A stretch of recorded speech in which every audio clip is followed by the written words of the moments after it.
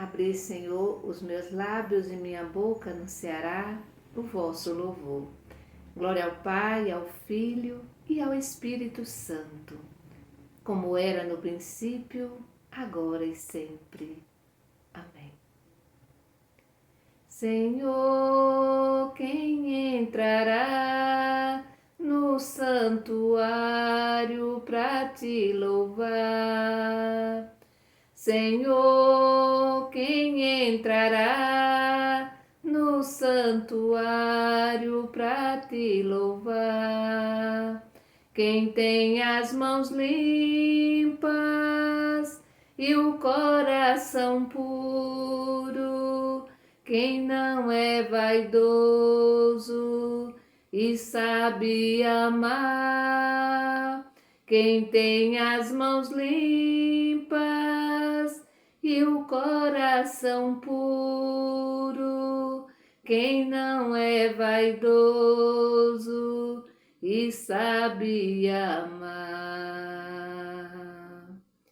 Quem entrará no santuário para te louvar? Nós estamos no santuário do nosso coração. A sua casa, o seu lar é sagrado, é um santuário. Por isso nós precisamos estarmos sempre com as nossas mãos limpas, com o nosso coração limpo. Estamos no período da Quaresma. Hoje, sexta-feira, a igreja nos convida a olharmos para dentro do nosso coração e varrer tudo aquilo que atrapalha a minha relação comigo mesma, comigo mesmo, a minha relação com Deus, a minha relação com o meu irmão e com a minha irmã. Em silêncio, meu irmão e minha irmã, vamos tomar consciência deste momento sagrado, sublime, sabendo que Deus é Pai, sabendo que Deus é misericordioso, sabendo que Deus nos perdoa a cada momento, a cada instante. A gente só precisa reconhecer que somos pessoas pecadoras e por isso merecemos ou pedimos, constantemente a misericórdia de Deus. Com certeza, Ele nunca vai nos abandonar. Ele está sempre presente. Por isso vamos fazer esse momento de silêncio para limpar, para varrer tudo aquilo que nos atrapalha, tudo aquilo que nos tira a paz, tudo aquilo que não nos deixa amar, ou seja, viver o amor. Queremos, neste momento, rezar pela Cristina, pelo Jorge, por toda a família. Rezemos também pela Tereza, pelo Ricelli, pelo Luiz Carlos Brito, pelo Alex Neide Solange, a Milena Coelho. Rezemos pela Maroli para que saia logo a cirurgia que ela está esperando. Então que Deus coloque a mão em toda essa situação, que Ele devolva a saúde. Rezemos pela Solange Oliveira, Joana, Lucivânia, seu Francisco, Carla Graciene, Cássio Leonardo, a dona Bárbara Costa, Maria de Lourdes Feitosa, a Marta e a Rita, Zilda. Rezemos também pela Iranilde, pela Francisca Dailmo, Carlos Júnior Carlos, Liene Santana, Miguel Barros, Ana Gabriela, Maria Rita, Pedro Miguel, Arthur, e vamos também rezar pela Maria Josefina Castro da Silva. Rezemos também, temos em comunhão com todos os nossos idosos e idosas, cuidadores e cuidadoras, as pessoas que têm depressão. Rezemos pelos doentes que estão em casa, mas também aqueles que estão internados nos hospitais. Rezemos pelas vítimas das enchentes e das guerras. E vamos trazer presente mais uma vez e rezar pela paz em nosso país e no mundo inteiro. Em nome do Pai, do Filho e do Espírito Santo. Amém. O evangelho que nós vamos refletir hoje está em Mateus capítulo 21, do versículo 33 ao 43, depois 45 e 46. Ouvi, irmão e irmã, a palavra do Santo Evangelho escrito por Mateus. Glória a vós, Senhor. Escutem esta outra parábola. Certo proprietário plantou uma vinha, cercou-a, fez um tanque para pisar a uva e construiu uma rede e construiu uma torre de guarda. Depois arrendou a vinha para alguns agricultores e viajou para o estrangeiro. Quando chegou o tempo da colheita, o proprietário mandou seus empregados aos agricultores para receber os frutos. Os agricultores, porém, agarraram os empregados, bateram num, mataram outro e apedrejaram o terceiro. O proprietário mandou de novo outros empregados, em maior número que os primeiros. Mas eles os trataram da mesma forma. Finalmente, o proprietário enviou-lhes o seu próprio filho, pensando: eles vão respeitar o meu filho. Os agricultores, porém, ao verem o filho, pensaram: esse é o herdeiro. Venham, vamos matá-lo e tomar posse da sua herança.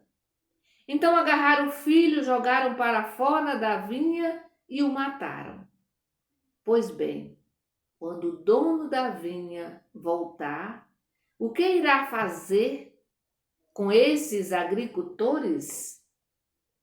O chefe dos sacerdotes e os anciãos do povo responderam: é claro que mandará matar de modo violento esses perversos e arrendará a vinha a outros agricultores que lhe entregarão os frutos no tempo certo. Então Jesus disse a eles: vocês nunca leram na Escritura? A pedra que os construtores deixaram de lado tornou-se a pedra mais importante. Isso foi feito pelo Senhor e é admirável aos nossos olhos.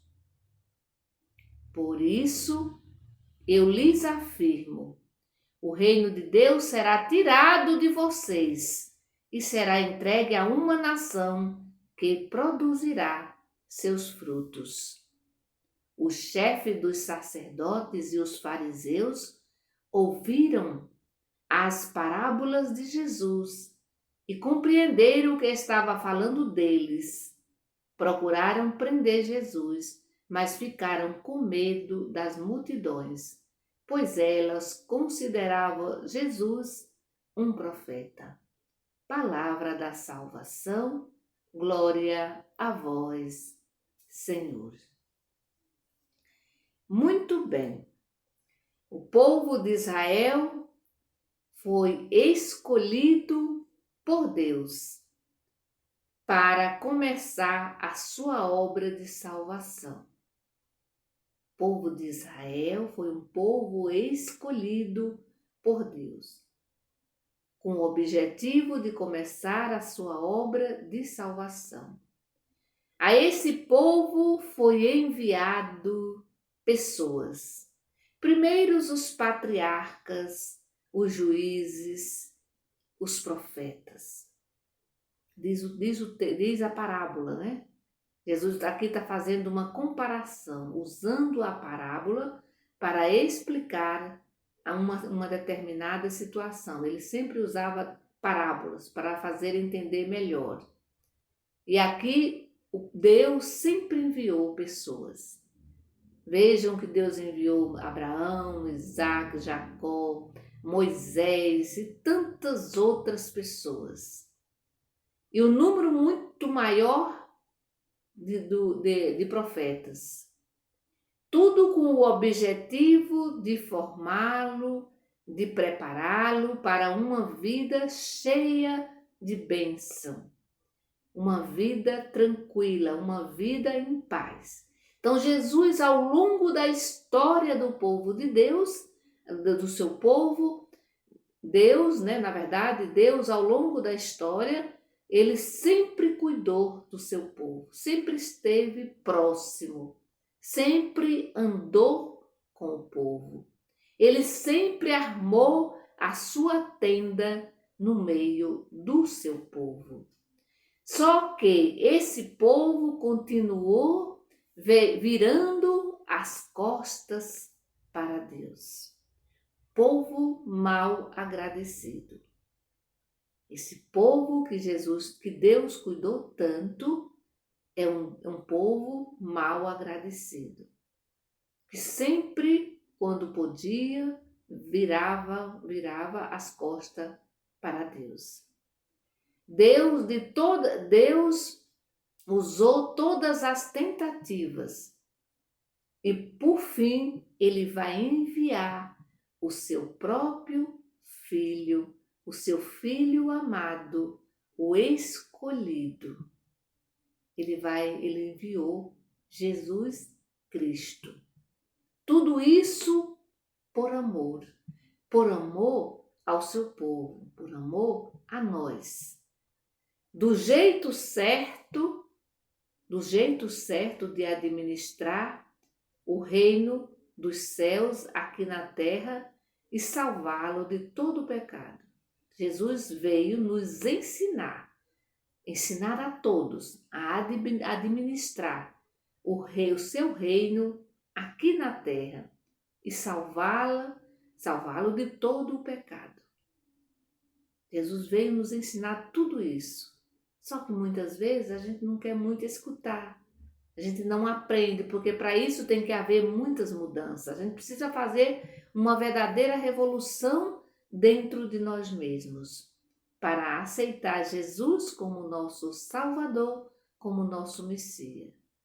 Ele veio para o povo judeu, diz o texto bíblico que nós acabamos de ouvir. Ele veio para o povo judeu, ou seja, ele foi tirado do meio do povo de Israel, Ele foi tirado do meio do povo de Israel. Ele veio para acolher. Ele fazia parte desse povo.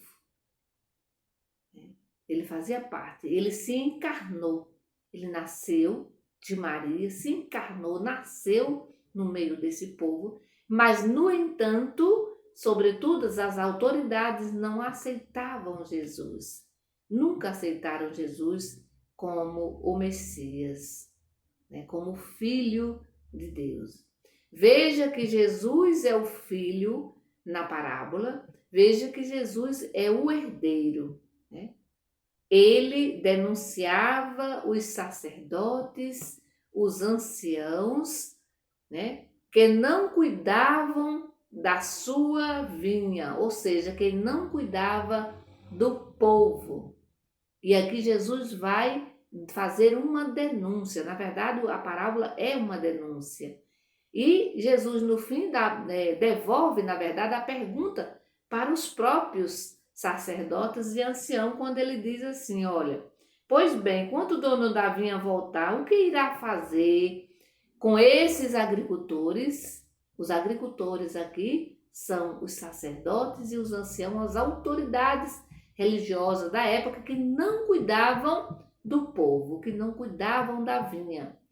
E aí eles mesmos vão dizer, os chefes dos anciãos e os sacerdotes do povo, eles vão responder: é claro que mandará matar de modo violento esses perversos e arrendará a vinha a outros agricultores que lhe entregarão os frutos no tempo certo.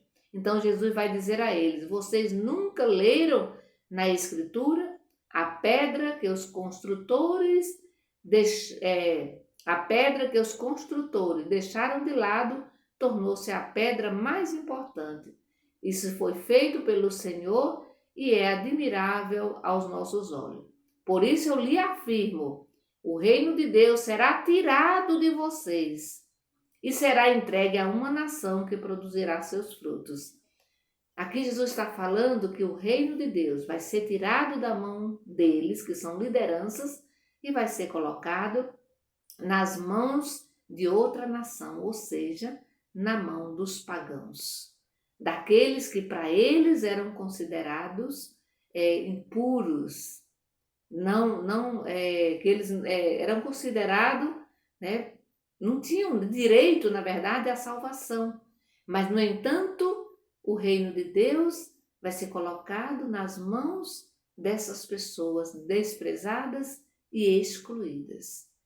E a gente aqui é bom a gente observar que muita coisa Deus também pode tirar de nós se a gente não der conta do recado, se a gente não cuidar direitinho do seu povo, das pessoas que Ele, o próprio Jesus, coloca em nosso caminho. A gente precisa saber, né? Por isso a gente precisa rezar, a gente precisa se ajoelhar diante de Deus e perguntar todos os dias, nós devemos fazer a mesma pergunta para Deus, né? Qual é, Senhor, a tua vontade? Qual é, Senhor, a tua vontade? Essa é uma pergunta que a gente deve fazer para nós mesmos, todos os dias. Qual é a vontade de Deus? Para que a gente não faça como esses aqui, né? Como os doutores da lei, como os anciãos, né? Que a gente não faça como eles. Deixar de cuidar da vinha, deixar de cuidar do povo, né? Deixar de cuidar dessa vinha, essa vinha que produz frutos, mas que muitas vezes a gente não permite que as pessoas se beneficiem, né? Colham esses frutos né? se beneficiem desses próprios frutos.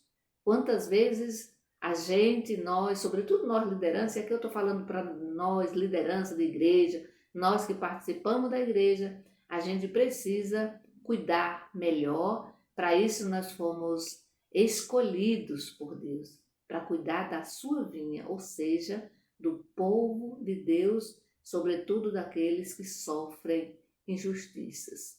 Que o Senhor nos abençoe, que o Senhor nos proteja, que Ele nos conceda a graça de vivermos bem a nossa vocação, né? Que Ele nos conceda a graça de olharmos para dentro de nós mesmos e tirar tudo aquilo que não faz bem, nem para nós e nem para nem para o povo, né? Nem para as pessoas, nem para o nosso irmão e nem para a nossa irmã.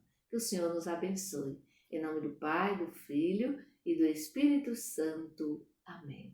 Bendigamos ao Senhor e demos graças a Deus.